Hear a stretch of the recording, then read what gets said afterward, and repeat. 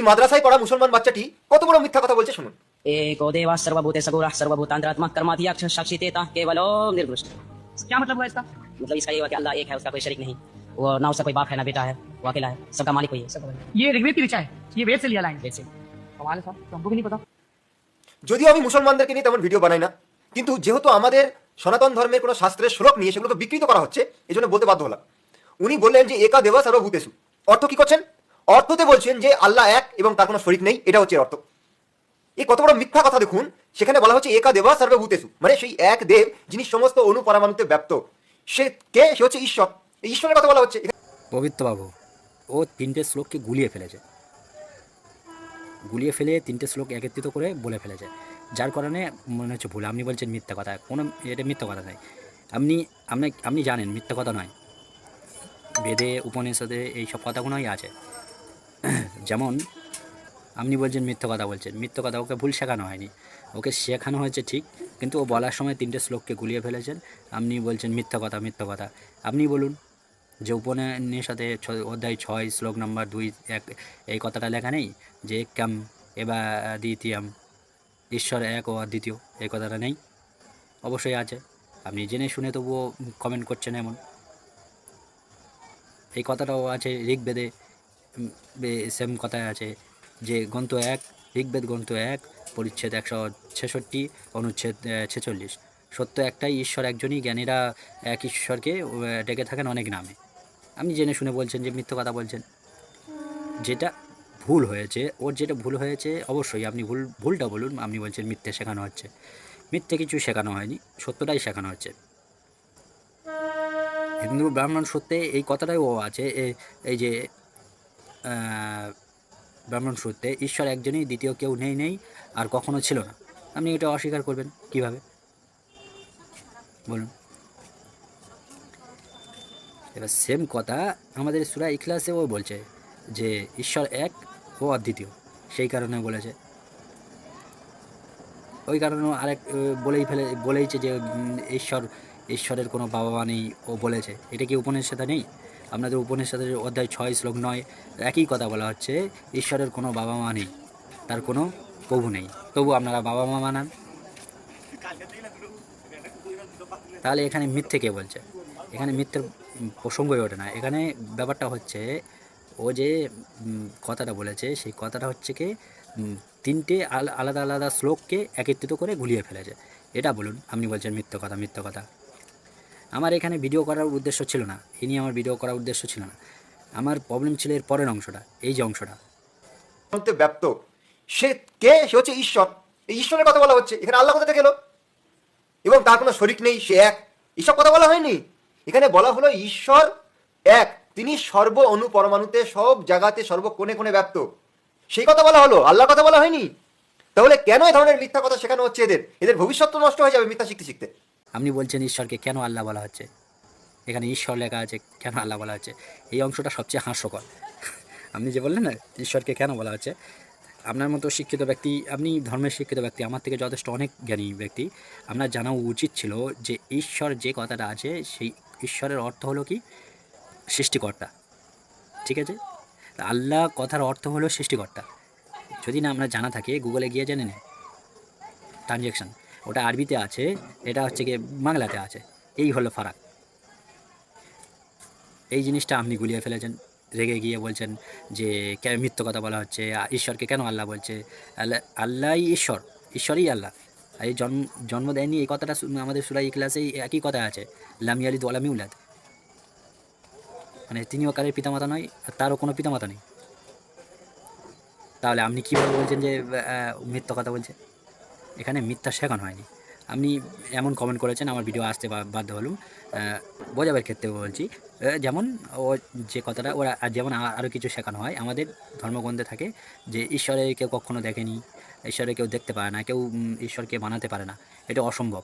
যদি ঈশ্বরকে কেউ বানিয়ে ফেলে তাহলে সে ঈশ্বর থাকে না।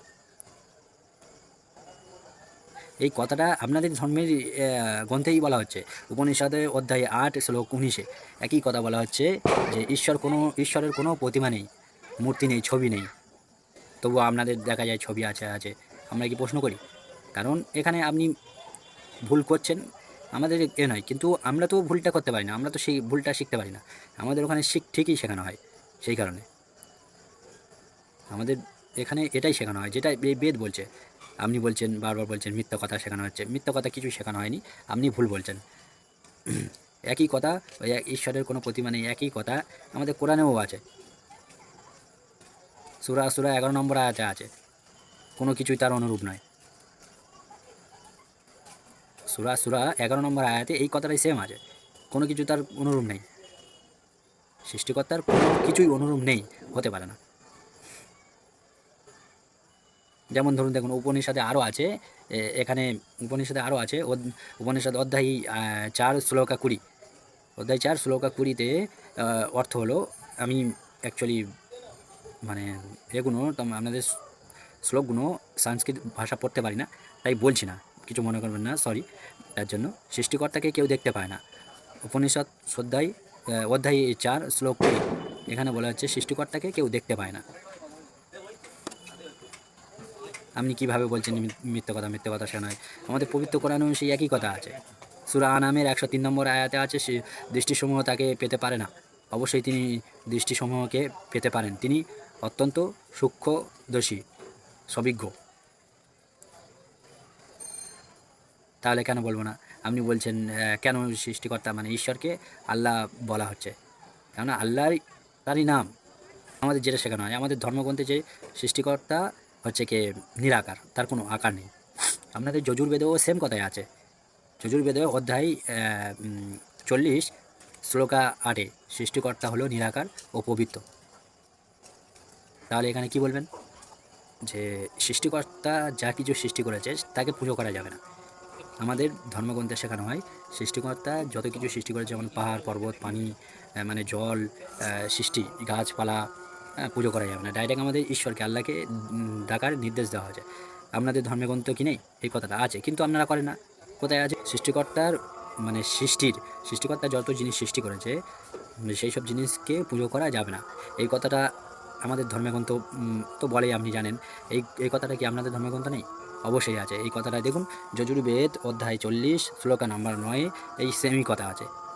তবু আপনারা করে থাকেন।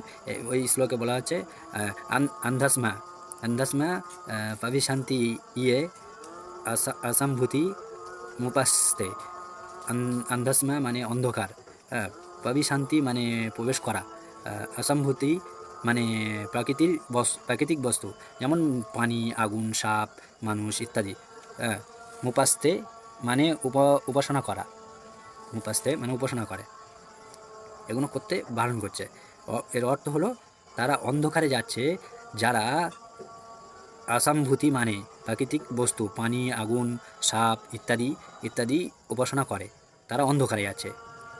যজুর্বেদ অধ্যায় 40 শ্লোক নম্বর 9 এই কথাটা বলা হচ্ছে। তবু আপনারা করেন। এইগুলো যদি আমরা বলি, আপনি বলছেন ভুল শেখানো হচ্ছে, মিথ্যা শেখানো হচ্ছে, আপনাদের নিয়ে মিথ্যা শেখানো হচ্ছে। আমরা মিথ্যা শিখি না। যেমন ভগবদ গীতাতে অধ্যায় 7 শ্লোক নম্বর 20-তে বলা হচ্ছে, ভগবদ গীতাতেই বলা হচ্ছে, যেসব লোক প্রাচুর্যের দিকে মন যায়, যেসব লোক প্রাচুর্য বলে, যেসব লোক যাদের বিচার বুদ্ধি নেই, মানে প্রাচুর্যের অর্থ, টাকা পয়সা এইসব দিকে লোভ যায়, তারা জাগতিক আকাঙ্ক্ষা করে, তারাই মূর্তি পূজা করে। এই শ্লোকটা আপনাদের গীতাতে আছে। আপনি এখানে অস্বীকার করছেন, বলছে ঈশ্বরকে আল্লাহ বলা হচ্ছে। ঈশ্বরকে আল্লাহ নাম ঈশ্বরই। আর আমাদের কোরআনেও আছে যে ঈশ্বরের 99টা নাম আছে, আল্লাহর 99টা নাম আছে। তার মধ্যে যেমন আমরা বলি রহমান, মানে দয়াময়, রহিম পরম করুণাময়, রব মানে পালনকর্তা, এইভাবে 99টা নাম আছে। প্রত্যেক নামের আলাদা আলাদা অক্ষর আছে। এর মধ্যে যে আল্লাহ নামটা আছে, এই আল্লাহ নামের কোনো স্ত্রীলিঙ্গ বা পুরুষলিঙ্গ কিছু ঢোকানো যায় না। সেই জন্য আল্লাহ পাক খুদ তার এই নামটা নিজেই দিয়েছে। সরি, আমি এখানে আপনাকে জ্ঞান দিতে আসিনি। আপনি যে কথাটা বললেন আল্লাহ নাম বলা হচ্ছে, ঈশ্বরকে কেন আল্লাহ নাম বলা হচ্ছে, তার জন্য আমার আসতে হলো।